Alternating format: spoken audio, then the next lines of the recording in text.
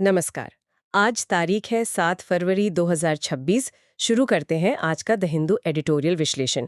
आज हमारे पास चार बहुत ही कह सकते हैं कि अलग-अलग लेकिन कहीं न कहीं एक दूसरे से जुड़े हुए विषय हैं। हाँ, बिल्कुल। हम मेघालय की उन जानलेवा कोयला खदानों से अपनी बात शुरू करेंगे, जहां एक हालिया हादसे ने फिर से पूरे सिस्टम पर सवाल खड़े कर दिए हैं। फिर हम सरहद पार पाकिस्तान के बलूचिस्तान प्रांत में देखेंगे, जहां हिंसा का एक एक न खत्म होने वाला चक्र चल रहा है। सही है। इसके बाद हम एक वैश्विक मुद्दे पर आएंगे और समझने की कोशिश करेंगे कि क्लाइमेट चेंज पर जो इतनी बड़ी बड़ी बैठकें होती हैं, वो आखिर क्यों जमीन पर कोई बदलाव नहीं ला पाती। जो कि एक बहुत बड़ा सवाल है। और आखिर में हम भारत और यूरोपियन यूनियन के बीच हुई एक बहुत बड़ी ट्रेड डील की बात करेंगे। अब सुनने में तो ये एक और व्यापार समझौता लगता है, पर लेख इसे एक रणनीतिक मोड़ बता रहा है। हाँ, और यही इसे दिलचस्प बनाता है। तो हम यही जानने की कोशिश करेंगे कि आखिर व्यापार के इस सौदे में ऐसी क्या खास बात है। तो चलिए एक एक कर इन परतों को खोलते हैं। सबसे पहले मेघालय की बात करते हैं। 5 फरवरी को वहां एक अवैध खदान में विस्फोट हुआ और 18 मजदूरों की जान चली गई। ये कोई पहली घटना तो है नहीं, पर लेख कहता है कि यह सिर्फ एक हादसा नहीं बल्कि पूरे सिस्टम की नाकामी है। बिल्कुल। और यहाँ बार बार एक शब्द आता है, रैट होल माइनिंग। ये है क्या असल में? देखिए, ये शब्द ही अपने आप में बहुत कुछ बता देता है। रैट होल मतलब चूहे का बिल। अच्छा। आप सोचिए, ये बस 3 से 4 फीट ऊंची बहुत ही संकरी सुरंगें होती हैं। इन्हें किसी मशीन से नहीं बल्कि हाथ के औजारों से खोदा जाता है। 3 से 4 फीट मतलब कोई खड़ा भी नहीं हो सकता। खड़ा होना तो दूर की बात है। मजदूर और कई बार तो बच्चे उसमें लेटकर या घुटनों के बल रेंगते हुए अंदर जाते हैं और कोयला निकालते हैं। ये तो बहुत ही भयानक है। हाँ, नो कोई हवा का इंतजाम, न कोई मजबूत सहारा, नो कोई इमरजेंसी एग्जिट। ये एक तरह का मौत का कुआं है जहां हर पल खदान के ढह जाने का या पानी भर जाने का खतरा बना रहता है। पर ये तरीका अपनाया क्यों जाता है? क्योंकि मेघालय में जमीन का मालिकाना हक समुदायों के पास है और कोयले की परतें बहुत पतली हैं, तो बड़ी ऑर्गेनाइज्ड माइनिंग की जगह ये खतरनाक तरीका अपनाया जाता है। एक मिनट, लेकिन जहां तक मुझे याद है 2014 में नेशनल ग्रीन ट्रिब्यूनल मतलब एनजीटी, उसने तो इस पर पूरी तरह रोक लगा दी थी। हाँ, तो फिर ये आज भी इतने बड़े पैमाने पर कैसे चल रही है? यही यही समस्या की सबसे बड़ी जड़ है।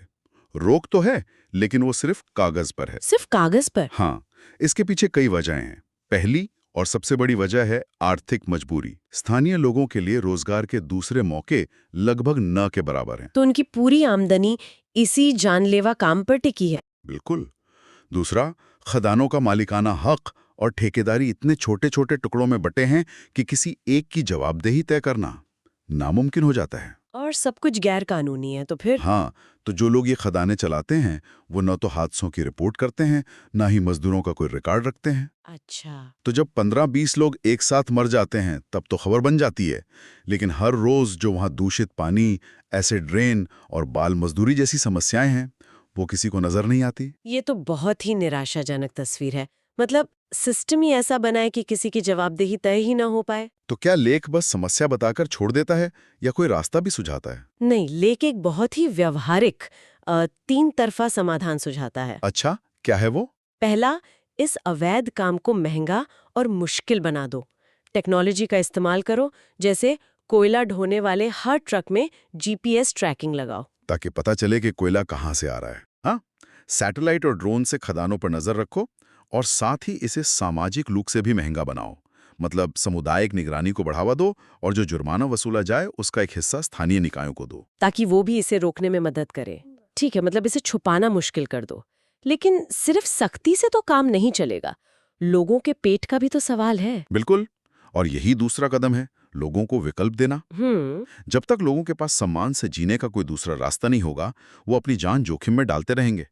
तो सरकार को बागवानी, कंस्ट्रक्शन, छोटे उद्योग और टूरिज्म जैसे क्षेत्रों में लोगों को लोन और बाजार से जोड़ने में मदद करनी होगी। और तीसरा कदम?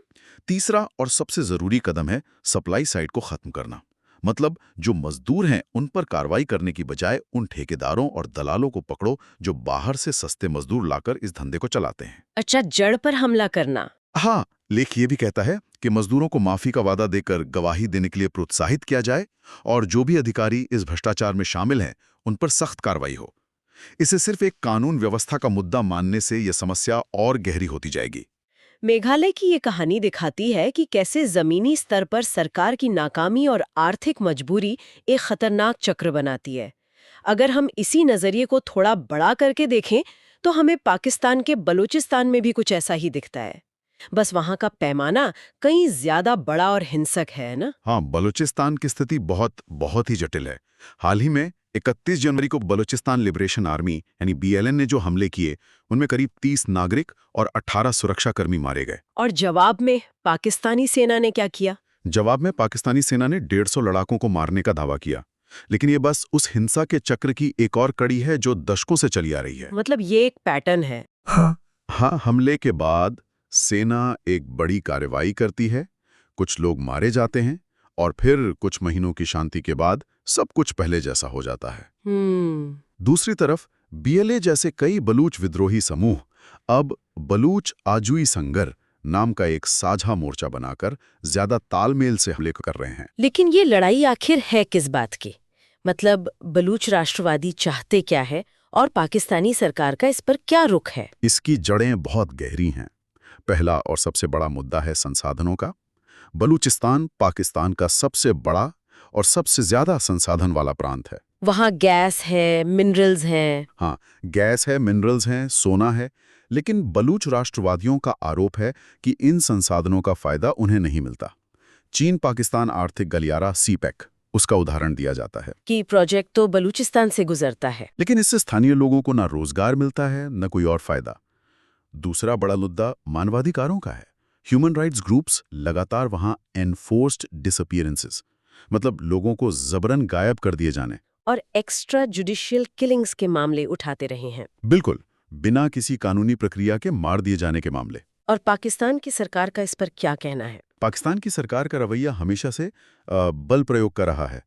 लेख के मुताबिक 1948 में जब बलूचिस्तान का पाकिस्तान में विलय हुआ, तब से ये 5वीं बड़ी बगावत है। 5वीं? हाँ, और हर बार इस्लामाबाद ने राजनीतिक बातचीत की जगह सेना का इस्तेमाल किया है और अपनी नाकामी छुपाने के लिए वो अक्सर बिना किसी ठोस सबूत के भारत पर आरोप लगा देते हैं कि वो बलूच विद्रोहियों की मदद कर रहा है। हाँ, तो जब तक वहां के लोगों की शिकायतों को राजनीतिक तरीके से हल करने की कोशिश नहीं की जाती, तब तक ये हिंसा का चक्र खत्म होता नहीं दिखता। एक देश के अंदर की ये कहानी कितनी मुश्किल है, जहां संसाधनों और अधिकारों की लड़ाई चल रही है, लेकिन जब यही दिक्कतें पूरी दुनिया के स्तर पर आ जाए, जहां हर देश अपने हितों को सबसे ऊपर रखता है, तो क्या होता है? ये हमें हमारे अगले विषय क्लाइमेट चेंज पर लाता है। मुझे लेख में दिया गया ये हॉप ऑन हॉप ऑफ बस वाला उदाहरण बहुत मजेदार लगा। हाँ, ये एक बहुत सटीक उपमा है। लेख कहता है कि वैश्विक जलवायु सम्मेलन जैसे क्योटो प्रोटोकॉल या पेरिस समझौता एक ऐसी ही hop on hop off tourist bus की तरह है, जिसकी कोई तय मंजिल नहीं है। बिल्कुल, कई देश इस पर चढ़ते हैं, थोड़ी दूर साथ चलते हैं और फिर जब उनका मतलब पूरा हो जाता है या उन्हें लगता है कि इससे उनके हितों को नुकसान हो रहा है, तो वो उतर जाते हैं और बस चलती रहती है। बस चलती रहती है। कोई भी देश किसी भी लक्ष्य तक पहुंचने के लिए कानूनी रूप से बाध्य नहीं है। यहाँ हर देश का अपना हित पूरी दुनिया की जरूरत पर भारी पड़ता है और हर देश के पास वीटो पावर है, जिसे कूटनीति की भाषा में सहमति या कंसेंसस कहा जाता है। तो इस खेल में जीत कौन रहा है? क्योंकि अगर बस कहीं पहुंच ही नहीं रही, तो किसी न किसी को तो फायदा हो ही रहा होगा। इसमें असली विजेता है राजनीति और अर्थशास्त्र। राजनेता बड़े और मुश्किल फैसले लेने से बचते हैं और उन्हें भविष्य पर टाल देते हैं, क्योंकि कड़े फैसलों से वोट जाने का डर होता है। सही बात। दूसरी तरफ बड़ी कंपनियां और फाइनेंसर इस अनिश्चितता में पैसा कमाते हैं, क्योंकि बाजार को भविष्य की पीढ़ियों से कोई लेना देना नहीं होता, उसे बस आज के मुनाफे से मतलब है। और इस सब में हार रहा है आम आदमी। हाँ, उसका ध्यान तो अपनी रोज की जरूरतों, रोटी कपड़ा मकान पर लगा रहता है। क्लाइमेट चेंज उसके लिए एक दूर की समस्या है, जब तक कि बाढ़ या सूखे के रूप में वो उसके दरवाजे पर दस्तक ना दे दे। और जब तक नागरिक मांग नहीं करते, तब तक राजनीति भी जवाब नहीं देती। बिल्कुल। तो हाल ही में जो COP30 सम्मेलन हुआ, वहाँ क्या हुआ?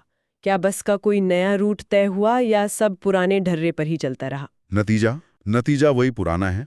इस सम्मेलन को 1.5 डिग्री सेल्सियस के लक्ष्य को जीवित रखने वाले कॉप के तौर पर प्रचारित किया गया, जबकि सच्चाई कुछ और है। सच्चाई यह है कि दुनिया 2030 के आसपास ही इस सीमा को पार करने की राह पर है। फाइनेंस की बात करें तो जलवायु वित्त को बढ़ाने की बात तो हुई, लेकिन कब तक और कितना, इसकी कोई समय सीमा तय नहीं हुई। मतलब बस बातें हुई। हाँ, जरूरत हर साल लगभग 2.4 से 3 ट्रिलियन डॉलर की है और मिल रहा है 400 बिलियन डॉलर से भी कम। अनुकूलन यानी एडेप्टेशन के लिए फंड को 3 गुना करने का संकल्प लिया, लेकिन ये नहीं बताया कि किस साल के मुकाबले 3 गुना और ये पैसा आएगा कहां से। वही अधूरे वादे। हाँ, एक लॉस एंड डैमेज फंड भी शुरू हुआ है, लेकिन उसमें ऊंट के मुंह में जीरे के बराबर पैसा है। तो कुल मिलाकर हर बार की तरह और ज्यादा प्रक्रियाएं और ज्यादा प्लेटफॉर्म और ज्यादा बातें हुई, लेकिन ज्यादा कार्रवाई नहीं हुई। मतलब ढेर सारी बातें और एक्शन के नाम पर लगभग कुछ नहीं। तो एक तरफ जहां पूरी दुनिया एक साथ मिलकर भी कोई हल नहीं निकाल पा रही, वहीं दूसरी तरफ दो बड़े खिलाड़ी भारत और यूरोपियन यूनियन एक साथ आए हैं। और ये हमें हमारे आखिरी विषय पर लाता है, भारत EU व्यापार समझौता। ऐसा क्या बदल गया कि जो इतने सालों से नहीं हुआ वो अब हो गया? बिल्कुल, और यही समझौते को खास बनाता है। लेख के मुताबिक इसके पीछे मुझे लगता है 2 बड़ी वजह हैं। क्या है वो? पहली है मजबूत राजनीतिक इच्छा शक्ति। पिछले करीब 10 सालों में और खास तौर पर 2016 में प्रधानमंत्री मोदी की ब्रुसेल्स यात्रा के बाद दोनों तरफ से उच्च स्तरीय बैठकों का दौर चला। इससे एक आपसी विश्वास बना होगा? हाँ, बिल्कुल। और जब विश्वास बनता है तो नेता अपने देश के अंदरूनी मुश्किलों और आपत्तियों को दरकिनार करके बड़े फैसले लेने के लिए अपनी राजनीतिक पूंजी लगाने को तैयार हो जाते हैं। ठीक है, ये तो हुई पहली वजह। और दूसरी? दूसरी वजह है दुनिया के बदलते हालात की वजह से बनी मजबूरी, जिसे हम भू राजनीतिक तात्कालिकता कह सकते हैं। आज की दुनिया बहुत अस्थिर है। एक तरफ अमेरिका का अमेरिका फर्स्ट रवैया है, दूसरी तरफ चीन और रूस से खतरे बढ़ रहे हैं। बिल्कुल, ऐसे में भारत और यूरोपीय संघ जैसे बड़े लोकतांत्रिक बाजारों को यह महसूस हुआ कि उन्हें एक दूसरे जैसे भरोसेमंद साथियों की जरूरत है। ये समझौता सिर्फ सामान खरीदने बेचने का सौदा नहीं है, बल्कि इस अस्थिर दुनिया में स्थिरता लाने की एक कोशिश है। ठीक है, तो ये सिर्फ एक ट्रेड डील नहीं, बल्कि एक स्ट्रेटेजिक पार्टनरशिप है। पर इसका असली मतलब क्या है? कागज पर तो सब अच्छा लगता है, जमीन पर इसका क्या असर होगा? इसे मजबूत करने के लिए अगले कदम क्या होंगे? बहुत अच्छा सवाल है। लेख इसी पर फोकस करता है और 4 प्रमुख क्षेत्रों की बात करता है जहां अब असली काम होना है। अच्छा। पहला है रक्षा और सुरक्षा, खास तौर पर हिंद प्रशांत क्षेत्र में समुद्री स्थिरता बनाए रखने और मिलकर सैन्य अभ्यास करने पर सहयोग। ठीक है, दूसरा? दूसरा है ऊर्जा, जिसमें ग्रीन हाइड्रोजन और दूसरी रिन्यूएबल टेक्नोलॉजी में मिलकर निवेश करने की बात है। ये भी बहुत जरूरी है।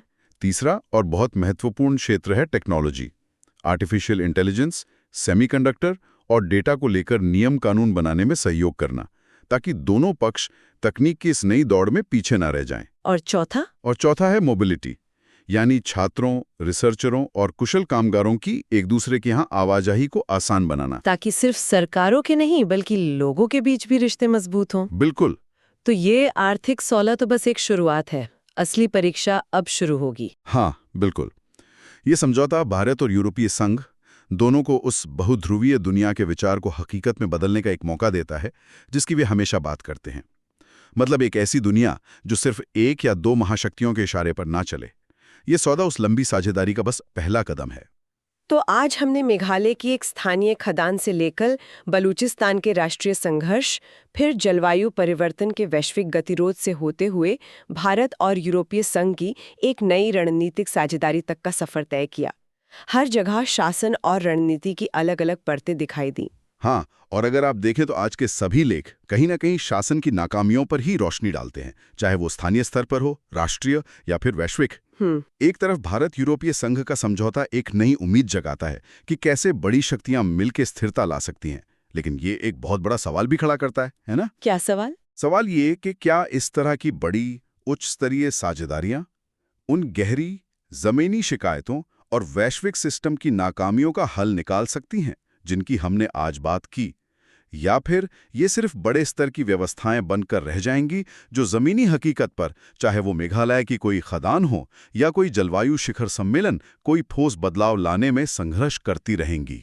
ये एक ऐसा सवाल है जिस पर सोचने की जरूरत है। नमस्कार, आज तारीख है 7 फरवरी 2026। शुरू करते हैं आज का द हिंदू एडिटोरियल विश्लेषण।